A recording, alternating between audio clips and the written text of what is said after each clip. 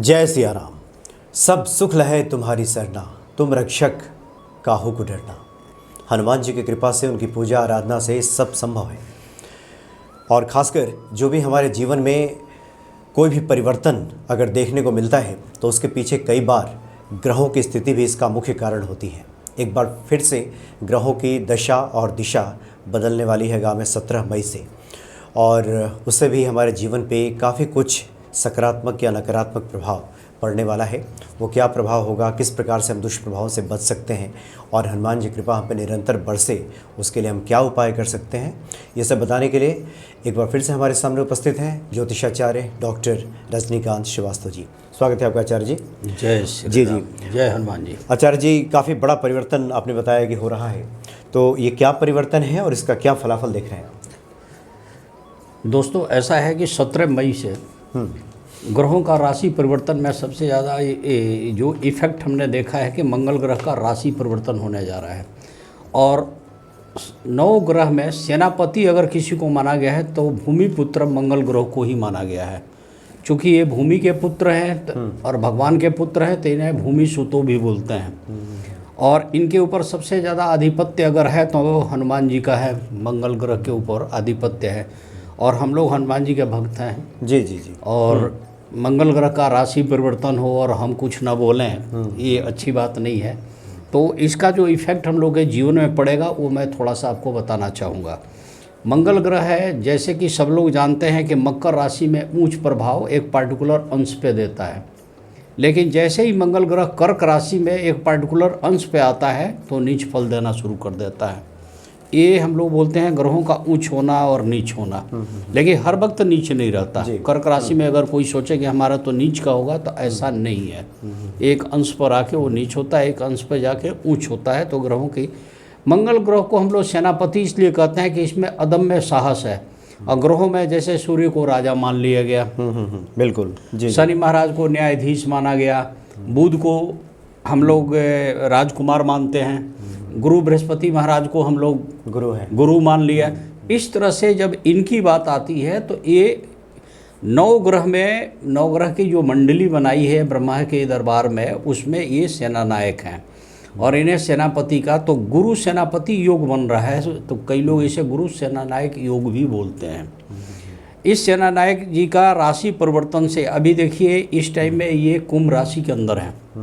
कुंभ राशि में शनि के साथ बैठे हैं। तो आप भी जानते हैं कि शनि के साथ इनकी संभाव नहीं रहती है, मित्रता नहीं है।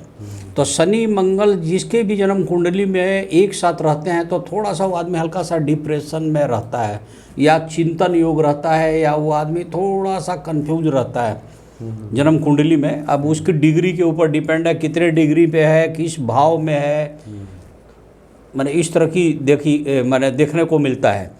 लेकिन एक खासियत भी है, शनि मंगल के साथ आता है, अगर मंगली दोष है तो मंगली दोष कट भी जाता है। जैसे बोलते हैं ना, न मंगली मंगल मंद योगे न मंगली मंद निरक्षते। ये नारद जी ने भी कहा है कि भाई मंगल को अब देखने की जरूरत नहीं है कि मंगली है या नहीं है।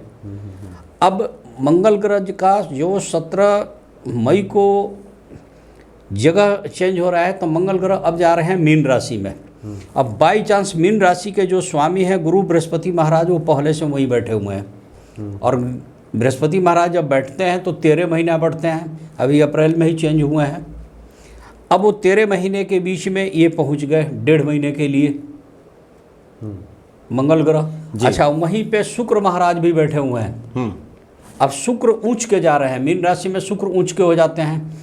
अब वहाँ पे ये दोनों ग्रह जैसे ही पहुँचेंगे, ये 2 ग्रहों के बीच में मंगल ग्रह जब पहुँचेंगे तो इसका थोड़ा बहुत इफेक्ट जो है मीन राशि वालों को जरूर पड़ेगा। अच्छा। अब जिसकी जन्म कुंडली में अच्छी पोजीशन है मंगल की, उस पर अच्छा पड़ेगा। जिनके ऊपर थोड़ी अच्छी नहीं है उनके ऊपर थोड़ी सी बैड इफेक्ट पड़ेगा। तो क्या हो सकता है इससे, जैसे क्या अगर दुष्प्रभाव पड़े तो क्या देखने को मिल सकता है? देखिए, मंगल के खराब हो जाने से आदमी कर्जदार होता है, पड़ोसी के साथ भी बात हो जाती है, भाई भाई में भी दुश्मनी हो जाती है। भाई के कारक ग्रह हैं। कई बार क्या होता है कि भाई की सेवा करने से मंगल ग्रह सही हो जाते हैं। जी जी, ये बताया गया है। मंगल जी का कलर लाल है, शरीर में ब्लड के ऊपर आधिपत्य है, रक्त जिसको बोलते हैं। तब मंगल ग्रह के आने से इसका इफेक्ट पड़ेगा कई लोगों का, जैसे कि ब्लड प्रेशर बढ़ जाना, ब्लड प्रेशर का डाउन हो जाना, मैंने इस तरह की घटना, कई लोग कर्जदार हो जाना, जी जी, इस तरह की बात है। कई लोगों को इसमें ऋण मुक्ति भी होगी। अच्छा, केस मुकदमा मंगल ग्रह के कारण भी बहुत कुछ लगता है, मंगल के खराब होने से, क्योंकि मारपीट, झगड़ा, फसाद, दंगा, कोर्ट कचहरी मंगल के जिम्मे भी है। अच्छा, दुष्प्रभाव से हाँ, उसको देखने इसका को मिलता होता है। अच्छा। और आपने देखा होगा कि हमने इसी चैनल पर कई बार बोला है कि आप ना ऋण मुक्ति मंगल स्रोत का पाठ करो, लेकिन हनुमान जी के सामने। मंगल के खराब होने से आदमी कर्जदार बना, लेकिन हनुमान जी उसके आधिपत्य देवता है, और हनुमान जी कलयुग के प्रत्यक्ष के देवता हैं, और हनुमान जी जहाँ है वहाँ कुछ भी नहीं चलता। हनुमान जी जो चाहेंगे वही होगा, और हनुमान जी के ढंग से भक्ति की जाती है तो कर्ज समाप्त होती है। जी जी। अच्छा आचार्य जी, बहुत सारे जो भक्त होंगे उनका ध्यान इस बात पे होगा कि जिनके जीवन में विषम परिस्थितियां चल रही हैं, तो इस परिवर्तन से क्या उनके बहुत फलाफल इफेक्ट की आता है, प्राप्ति बहुत, होगी? हाँ, बहुत अच्छा इफेक्ट आएगा। मैंने ऑन एंड एवरेज बहुत अच्छा इफेक्ट देखने को मिला है। अब इसमें देखिए कि मीन राशि में तो ये प्रवेश कर रहे हैं, और मंगल ग्रह की ज्योतिष में ये बताई गई है कि चौथी, सातवीं और आठवीं दृष्टि होती है। तो मंगल ग्रह चूँकि मीन राशि में जाएंगे तो वहाँ से जो मीन राशि पर तो इफेक्ट पड़ेगा ही। चौथी दृष्टि पड़ जाएगी मिथुन राशि पे, और सातवीं दृष्टि पड़ गई कन्या राशि पे, उसके बाद आठवीं दृष्टि पड़ जाएगी तुला राशि पे। तो इनके ऊपर भी इफेक्ट आएगा, अछूता कोई भी नहीं है। इसके अलावा ज्योतिष में एक सबसे बड़ी विडंबना देखिए कि जब कोई ग्रह 9वें, 10वें और 11वें भाव में गोचर करता है, सपोज कि हमारे राशि का जो ग्रह है उसके 9वें, 10वें, 11वें भाव में कोई ग्रह मूवमेंट में आ गया, गोचर में, तो बड़ा अच्छा फल मिलना शुरू हो जाता है। अब इसका सबसे बड़ी बात क्या होगी कि जैसे ही 9, 10, 11 जिन ग्रहों के जन्म को, हर आदमी का जन्म कुंडली अलग अलग है, तो क्लियर कट हम बता नहीं पा रहे हैं, चाहे कोई नहीं बता सकता। जी हाँ, जी बिल्कुल। तो उसमें क्या है कि उनको लाभ मिलना शुरू हो जाएगा। तो इसमें मैंने क्या देखा कि लेके मेष से लेके या मीन तक हर आदमी के ऊपर इसका अच्छा इफेक्ट आ रहा है लगभग। शायद ही किसी को गड़बड़ हो रहा है, अगर जन्म कुंडली में गड़बड़ है तो, अदरवाइज नहीं। आज जिनकी गड़बड़ है उनसे मेरी ये रिक्वेस्ट है कि आप हनुमान जी की आराधना करें, हनुमान जी के सामने खड़े हो जाएं, उसके आधिपत्य देवता हनुमान जी हैं। अब इसमें सबसे बड़ी बेनिफिट देखिए, वृष राशि का मंगल 11वें स्थान में इनकम में मूव करेगा। अच्छा, वृष राशि से अब जैसे ही होगा तो उसके इनकम में बेतहाशा बढ़ोतरी हो जाएगी, उसके सारे रुके हुए काम पूरे होने शुरू हो जाएंगे। अगर वो सपोज कि विदेश जाने की प्लानिंग कर रहा है तो विदेश जाने का काम। अच्छा, थोड़ा सा और स्पष्ट कीजिए कि कौन कौन सी ऐसी राशियां हैं जिसको शुभ फल की प्राप्ति हो रही है? सबसे ज़्यादा हो रही है वृष राशि को, जो कि मैं बता रहा हूँ जी। उसके बाद मिथुन राशि का हो रहा है, चूँकि 10वें भाव में मंगल दिग्बली योग बनाता है, माने बहुत अच्छा फल देता है। तो मिथुन राशि के 10वें स्थान पे मंगल के आने से उनका करियर का ग्रोथ है, प्रमोशन के चांसेस बनेंगे, उनका नेम एंड फेम बढ़ेगा, घर में सुख और शांति बढ़ेगी, उनका पुराना कोई विवाद सोल्व हो जाएगा इस 1.5 महीने के अंदर में मिथुन राशि के लिए। इसके बाद आ रहे हैं फिर कर्क राशि के ऊपर भी इसका प्रभाव पड़ रहा है, क्योंकि मैंने अभी आपको बताया कि 9वें, 10वें, 11वें जिस ग्रहों के भाव के गोचर में वो मूव करेंगे तो उनके लाभ। मगर अब कर्क राशि में तो वैसे कहा गया है कि मंगल नीच का फल देते हैं, पार्टिकुलर अंश पे इतना घूमते घूमते उस अंश पर आएंगे तो नीचे हो जाएंगे, बाकी सब ठीक रहेगा। तो उसमें क्या है कि 9वें स्थान पे तो उसका भाग्य में वृद्धि होगा। अच्छा। बहुत दिन से उनका अगर भाग्य सोया हुआ है तो उनके भाग्य में बेतहाशा वृद्धि होगी, उनका हर काम अच्छा भाग्य यानी में, जो कर्क राशि के जातक, कर्क राशि के उनके भाग्य में वृद्धि होगी, उनका रुका हुआ कार्य पूरा हो जाएगा, विवाद सोल्व हो जाएगा, इनकम में बढ़ोतरी हो जाएगी, घर में सुख शांति मिलने की संभावना बढ़ जाएगी। तो उनके भी अच्छे हैं, बल्ले बल्ले हैं। जानते हैं भारद्वाज जी इसमें दिक्कत कहाँ है, मैं बताऊं। हर ग्रहों का अपने भ्रमण करने का एक ड्यूरेशन है, एक तो मार्गी होते हैं, एक अस्त भी हो जाते हैं, ये आपने देखा ही होगा। तो इस तरह से है। अब जैसे चंद्रमा है 2.5 दिन में मूवमेंट में होते हैं, 2.5 दिन में अपना राशि बदल दिए। मंगल है 2.5 घंटे से लेके, इसके बाद मंगल है 1.5 महीने में अपना जगह बदल देंगे, मंगल ग्रह का 1.5 महीने में ही हो जाता है। गुरु महाराज हैं, जहाँ बैठेंगे वहाँ 13 महीने के बाद ही जगह चेंज करेंगे। अब शनि महाराज हैं 30 महीने तक एक ही जगह पर बैठे रहते हैं, इसीलिए कहते हैं ना कि 30 महीने इजकल टू 2.5 साल।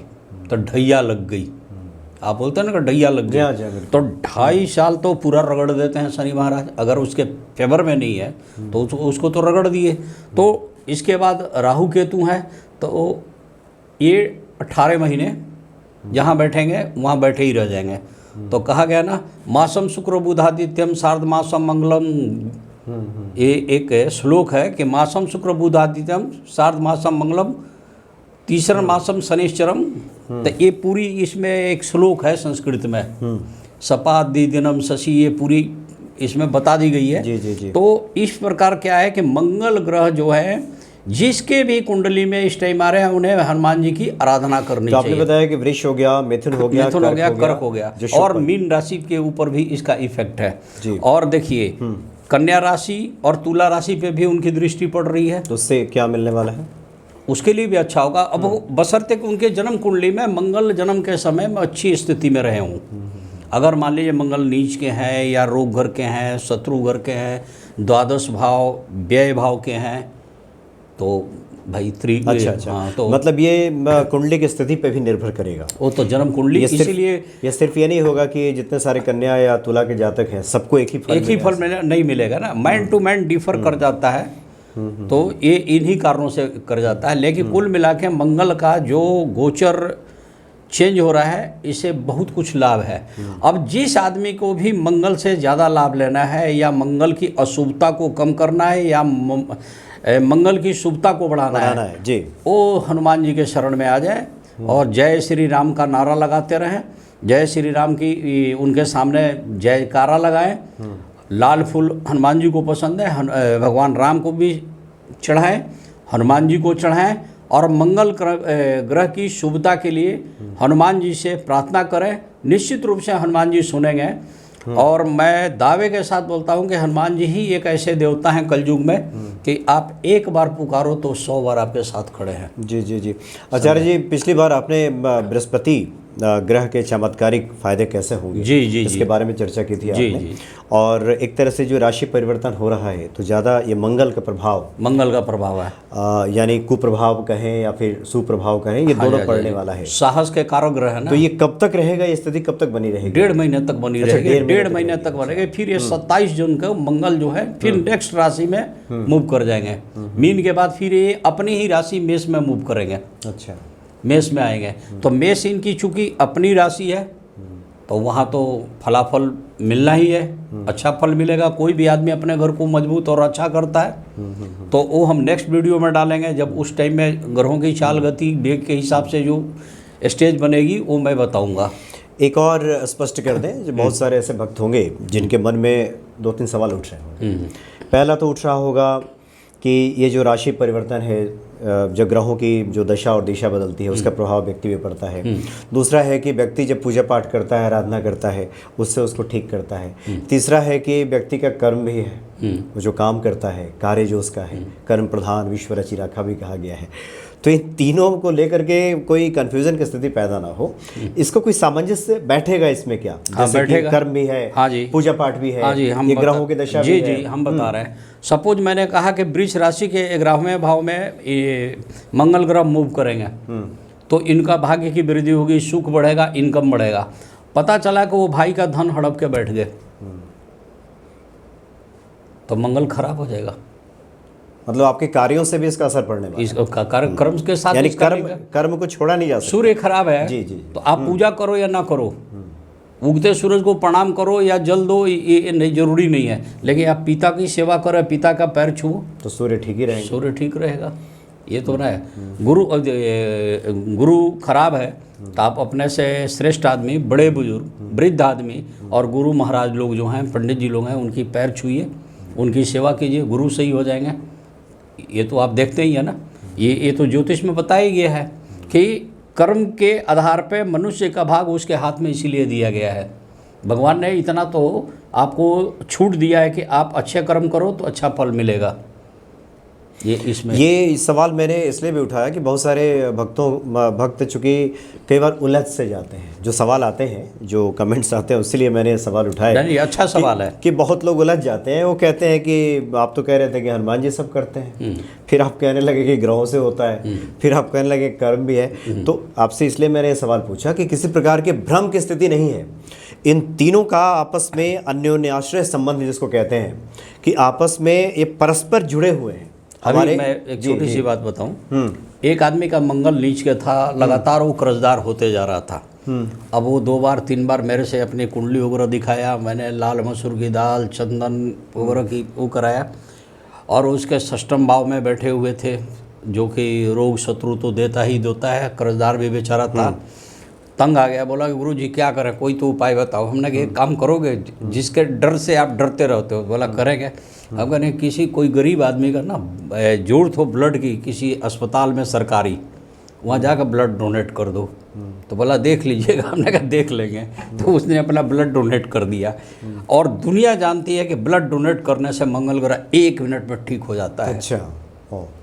अब एक पुण्य का भी काम किया, और उसने ब्लड डोनेट किया, और उसका ग्रह शांत हो गया। उसके बाद उसका धीरे धीरे सारे चीज ठीक होना शुरू हो गए। फिर कहता कि बहुत अच्छी बात, यानी हमारे कर्मों से जो ग्रहों की अनुकूलता है वो प्राप्त होने लगती है। कई बार कुंडली में कोई ग्रह अगर विषम फल दे रहा हो, प्रतिकूल फल दे रहा हो, लेकिन कार्य हमारे अच्छे हैं, कर्म अच्छे हैं, तो उसकी अनुकूलता प्राप्त होने लगती है। तात्पर्य ये हम कह सकते हैं। सेंस यही है। जी जी जी जी जी। तो आचार्य जी काफ़ी आपने अच्छी बातें बताई। मुझे लगता है कि सारे जानकारी आपने डिटेल्स दे ही दी है, और इसीलिए बहुत से लोगों के लिए तो मुझे लगता है कि मैं किसी निचोर पे पहुंचूं तो बहुत ही अच्छे फल की प्राप्ति होने वाली है। बस हनुमान जी की आराधना करें और अपना कर्म सुधार लें, और जो अन्य लोग हैं उन पे भी कोई विषम फल नहीं मिलने वाला। नहीं सिर्फ आप कार्यों को ठीक रखें, हनुमान जी की पूजा आराधना करते रहें, और 1.5 महीने के बाद फिर चीज़ें बदलेंगी। आचार्य जी फिर उसका कुछ अलग सही विश्लेषण करेंगे कि आगे हमारे जीवन में इसका क्या फलाफल की प्राप्ति होती है। बहुत बहुत धन्यवाद आपका। जय श्री राम, जय हनुमान, जय श्री राम।